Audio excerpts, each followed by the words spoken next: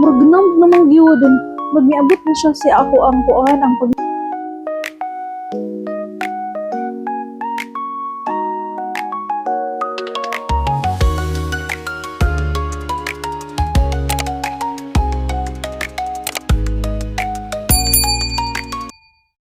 Hello everyone!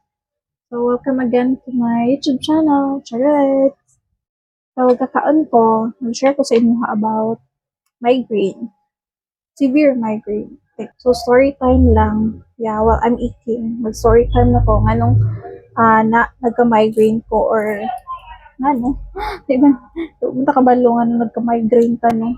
So today, I'm gonna share to you unsa to ko ang mga symptoms and of course, unsa ko mga ginapambuhat during sa akong episode. So while eating, mag-chika po ko sa inyo ha. So, here, so mine. And of course, palapa. I don't know if you are familiar with palapa, but nice kayo siya nga. Ano yung appetizer. So, story time lang. Nasa lala po kabalo. Na migraine din na siya. Way back 2013 ata. Na one time nga. Kanang, nabantay magandang tindahan ato sa ako ang angkol ug auntie nga tindahan. There's one time nga. Busy na kayo ni, busy kaayo. Dayon. Natingala man ko kay kanang nabuyan ako akong phone ba. Kanang, okay, magkapaghawid nga, nakalitan siya og kahulog. Murag namang gyud.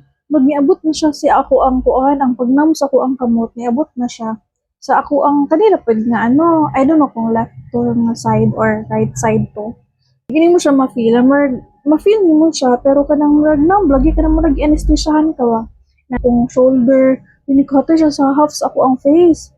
Nom, ma-feel gini mo nga kanang itong tunga dali sa imong lips kay gatingle siya or numb ana. Second, siya nga kanang symptom is dalisod kog storya. So, kuhan ko sa ko ang thought, pero dili na ko siya mastorya. Pero dalisod ko og communicate. Kaya na, pero hinahinay na ko, gina-compose na ko ang self. Sorry, rabi na ko nga kanyang nag-numb ako ang half sa kong body. Hilot na ko ng mga kamot.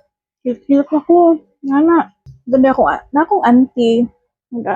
Ano din siya nga, ay, kung ano man na, kanang, inanak manggit ko, inanak ko sa una, pero kanang, migraine na siya, kanina na lagi, magnam imong body, siya nga migraine naman na siya. Anak kong auntie. So, pagkaano ato kay, tingala naman yung kung pagkaano, pagkataod-taod kay. Example,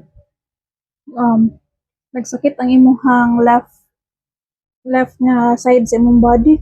Wala, sakit naman like akong ulo, like ka na sa akong right foot ba? Pero, sakit kayo. Muna, ang katulong. Katulong nga simptomas. Kung asa siya nag-numb, so ang katuang opposite na side sa imong brain or sa imong ulo ang magsakit. So dili siya kanang sakit, dili siya labad sa ulo ha. Sakit siya. Ang ulo sakit gid siya. So nag-inom lang din ko atong pain reliever. Gaano naman ko sakit gid akong ulo, nagluko-luko na gyud ko ato sa bed. Do karon pobre man, pero sa una mas pobre gyud. Nang pobre gyud mo sa una bangon na. So, wala, check up. Wala lang, hilot lang. Nagkuhan mo si ako nga, migraine. So, giinom ako pain reliever, anak. Itong pag-college na ako. Actually, ako mama, di siya musugot nga. Ako, ng eskwela ko, sa Maramag. Kaya layo pa na siya ang baongon, padalong Maramag. Nga bukid nun, so sa SMU ko nag-graduate.